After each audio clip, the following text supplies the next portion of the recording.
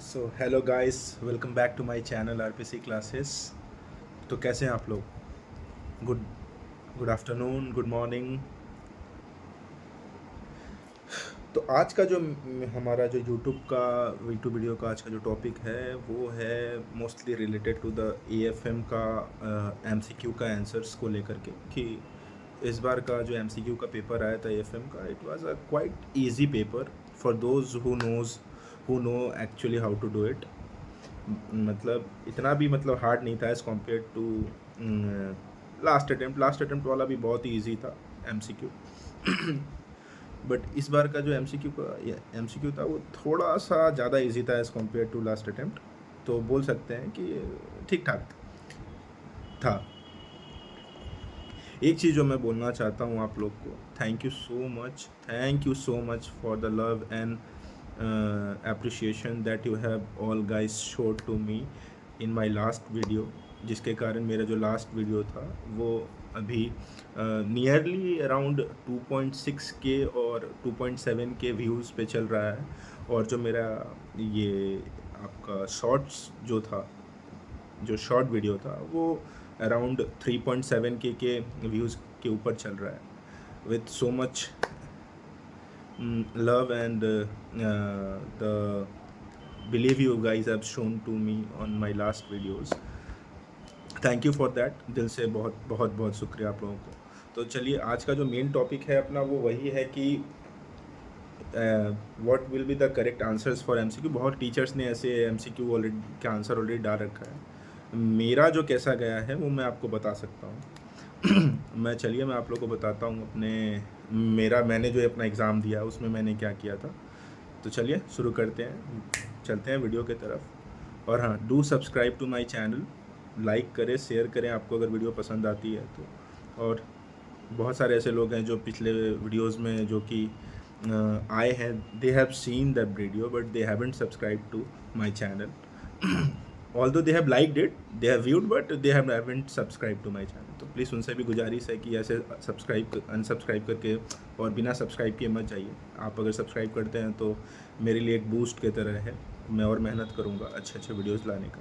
तो चलिए चलते हैं अपने वीडियो की तरफ, जो हमारा एएफएम का जो एमसीक्यू का आंसर है उसके तरफ।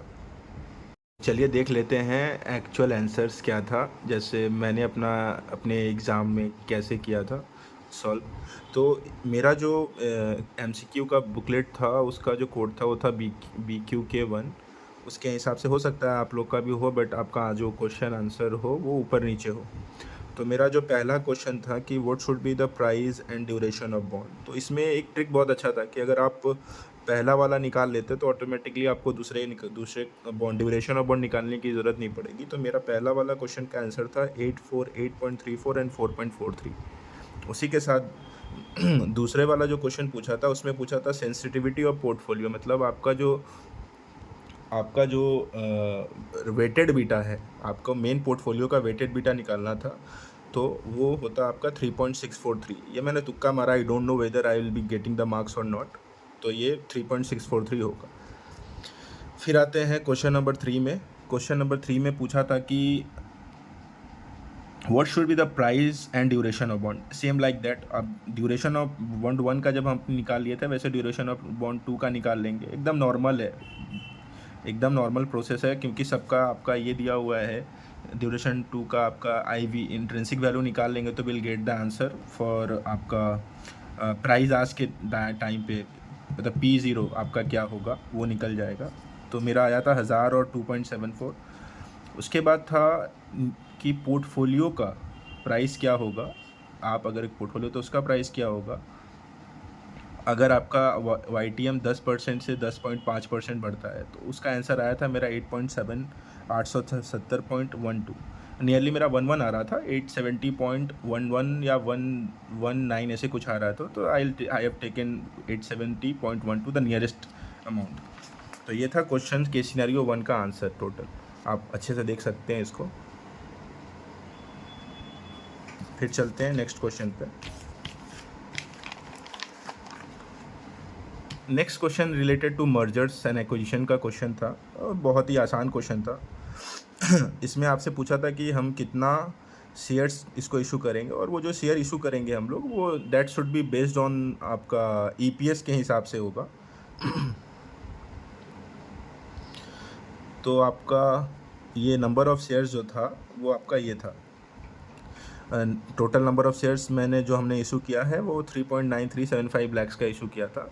और दूसरा जो आपका क्वेश्चन था वो था कि एक्सचेंज रेशियो, तो एक्सचेंज रेशियो भी आपका जो ईपीएस है उसके बेस पे आपका एक्सचेंज रेशियो निकल जाता, तो उस हिसाब से आप ये भी आंसर कर सकते थे, जिसका आंसर था बी, 1:2.2125। थर्ड वाला जो मैंने मारा वो तुक्का मारा है, मेरे को एकदम नहीं समझ में आ रहा था कि क्या होगा, but I have done it like तुक्का बोलते हैं, फॉर गॉड से इट वाज राइट। ये भी मैंने तुक्का मारा था, मुझे एकदम आइडिया नहीं था, मेरे को समझ नहीं आ रहा था क्या करेंगे, लास्ट तक मैंने इसको छोड़ के रखा था, लास्ट के 5 मिनट मैंने इसको तुक्का मारा है, तो मेरे को पता नहीं हो कैसे आया। अब आते हैं केस सिनेरियो 3 की तरफ। ये सबसे बेस्ट केस सिनेरियो था और सबसे आसान केस सिनेरियो था, ठीक है। ये आपका सिक्योरिटी वैल्यूएशन के चैप्टर से ये क्वेश्चन था। इसमें पूछा था कि what will be the expected return. आप नॉर्मल जो प्रोसेस करके आप एक्सपेक्टेड रिटर्न इसका निकाल सकते थे, क्योंकि आपको सब चीज़ का डिटेल्स ऑलरेडी गिवन है इस क्वेश्चन में, तो आप इसका आंसर होता 8 का सी। फिर 9 नंबर क्वेश्चन जो था, what will be the value in perpetuity at the end. ये जो क्वेश्चन है ये भी बहुत आसान क्वेश्चन था। 6th ईयर के बाद आपका जो वैल्यू होगा वो क्या था, total actual value 6th year के बाद, मतलब द 6th ईयर, मतलब जब आपका 6th ईयर स्टार्ट होगा उस टाइम पे आपका वैल्यू क्या होगा वो पूछा था, तो ये होता 303.14। फिर चले आते हैं क्वेश्चन नंबर 10 का आंसर होता आपसे पूछा था कि अगर करंट मार्केट प्राइस 315 रुपया है तो स्टॉक का वैल्यू क्या ओवर वैल्यूड है, अंडर वैल्यूड है, वेरी वैल्यूड है, दोनों के कंपैरिजन से निकल जाता है, डिटरमाइन नहीं किया जा सकता।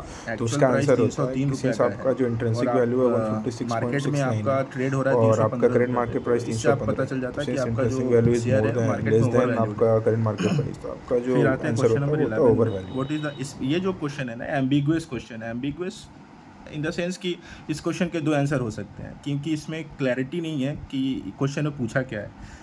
यहाँ पूछा है present value of at the end of 4th year क्या होगा, इसमें क्या होगा, मैंने पहले 23.71 माना था, 23.7 इसलिए मारा था कि मैंने डिविडेंड का पूरे 4 साल का मैंने प्रेजेंट वैल्यू निकाला था, उसके बाद मेरा 23.71 आ रहा था, बट एक्चुअल में मैंने बाद में अपना माइंडसेट चेंज किया और उसके बाद मैंने देखा कि at the end of 4th year तो है, तो मैंने सोचा कि मे बी डिविडेंड जो 4th ईयर का डिविडेंड है उसका ये 4th ईयर का प्रेजेंट वैल्यू पूछ रहा है, तो मैंने इसको चेंज करके फिर 6.53 किया। तो ये एक एम्बिगुअस क्वेश्चन है जो आईसीआई में भी दोनों पर्सपेक्टिव को लेके चलेगा, तो सबको मार्क्स सिमिलर मिलेंगे। तो इस हिसाब से इसमें 2 मार्क्स मेरे को है, मैं एश्योर कर रहा हूँ। फिर आते हैं अपने क्वेश्चन नंबर 12 में, what is the intrinsic value of J limited से। ये तो सबसे आसान क्वेश्चन था, ये आप अपने से भी कर सकते हैं, तो 156.69 है इसका आंसर। अब आते हैं लास्ट वाले में, केस सिनेरियो 4 में। केस सिनेरियो 4 भी मेरा, इसमें मैंने भी एक तुक्का मारा है, बट मेरे को और मैंने उसको मिलाया है टीचर्स के साथ, तो वो भी मेरा सही निकला है। तो इसमें पहला था कि सिचुएशन 2 में जब मैं एक्सरसाइज कर रहा हूँ, तो एक्सरसाइज प्राइस मेरा 200 है, प्रीमियम 15 और स्पॉट प्राइस 175 है, ठीक है। तो हम लोग, अगर मेरा एक्सरसाइज प्राइस 200 है और मैं एक्सरसाइज करूँगा और स्पॉट प्राइस 175 है, तो मैं कॉल तो ऑप्शन नहीं करूँगा, क्योंकि मेरा स्पॉट प्राइस मेरा एक्सरसाइज प्राइस से कम है, तो मेरे को यहाँ पे पुट ऑप्शन यूज़ करना पड़ेगा। तो पुट ऑप्शन में मेरे को लॉस कितना का ये तो यहाँ पे मैं पुट ऑप्शन करूँगा, और इसका और जो इन दोनों का डिफरेंस है, मतलब 25 और 15 नेट में प्रीमियम जो मैंने दिया है, तो नेट में 10 रुपये का मेरे को बेनिफिट होगा, तो ये 10 रुपये का बेनिफिट इधर आ गया, ठीक है। वैसे ही सिचुएशन नंबर 1 में बोला है कि मेरा एक्सरसाइज प्राइस 140 है और स्पॉट प्राइस 160 है। तो अगर मैं एक्सरसाइज करता हूँ, सॉरी गाइस, अगर मैं एक्सरसाइज करता हूँ तो मेरा क्या प्राइस, मतलब मेरा इन्वेस्टर का क्या पोजीशन होगा। तो उस हिसाब से अगर मेरा एक्सरसाइज प्राइस 140 है और स्पॉट में 160 है, मैं तो कॉल ऑप्शन अपना एक्सरसाइज करूँगा।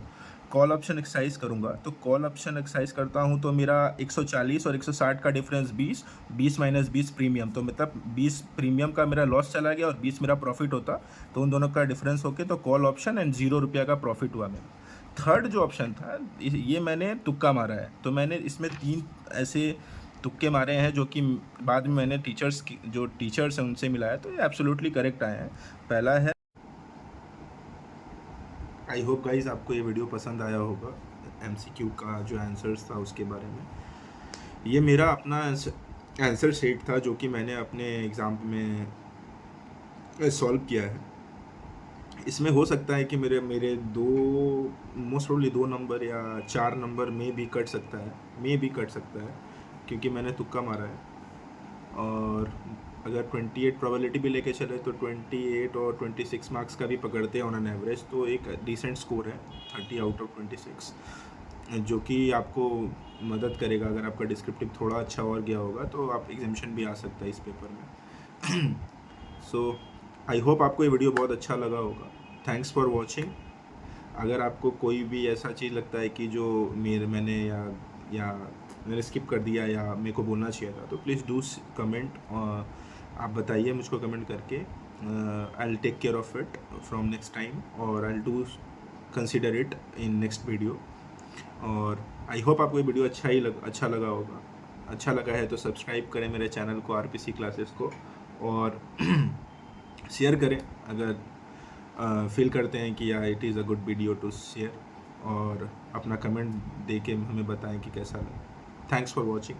जय हिंद, जय भारत।